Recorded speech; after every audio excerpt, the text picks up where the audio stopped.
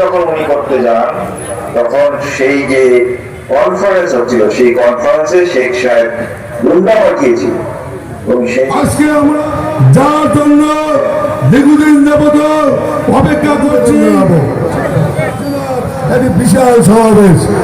এই সমাবেশের আপনারা তিন ভাইকে ধানের শীষ মার্কায় ভোট দিয়ে বিশাল জিন্দাবাদ, তিন ভাই জিন্দাবাদ। ধন্যবাদ সবাইকে। সাদত ভাইয়ের আগমন শুভেচ্ছা স্বাগতম। রুবেল ভাইয়ের আগমন শুভেচ্ছা স্বাগতম। সাদত ভাইয়ের আজকে স্টেজে উপস্থিত আছেন জেলা বিএনপির সাধারণ সম্পাদক, রাষ্ট্রীয় ইউনিয়নের সভাপতি সম্পাদক সহ আমার বাংলাদেশ জাতীয়তাবাদী দলের সকল অঙ্গ সংগঠনের নেতৃবৃন্দ। আমার বক্তব্যের শুরুতেই যারা 17 বছর আন্দোলন সংগ্রাম করে আত্মহুতি দিয়েছেন, কিয়ামত পর্যন্ত তারা ক্ষমতায় থাকবে, কিন্তু শুকরিয়া আদায় করতে হবে। কেন্দ্রীয় নির্বাহী কমিটির পক্ষ থেকে এবং নির্বাহী জেলা যুবদলের পক্ষ থেকে সাংবাদিক সালাম। জনসমাবেশের সভাপতি সিমলা উপজেলা বিএনপি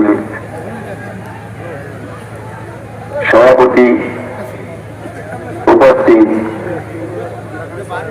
নীলফামারী জেলা বিএনপির সভাপতি, সাধারণ সম্পাদক, জেলা নেতৃবৃন্দ, উপজেলার সাধারণ সম্পাদক, সাংগঠনিক সম্পাদক, উপস্থিত বিভিন্ন ইউনিয়ন থেকে আগত সম্মানিত সভাপতি, সাধারণ সম্পাদক সহ ওয়ার্ডের সকল নেতাকর্মী এবং দিনলাবাসী ভাই ও বোনেরা, আসসালামু আলাইকুম ওয়া রাহমাতুল্লাহ। হিন্দু ভাইদের প্রতি জানাই আমার আদাব।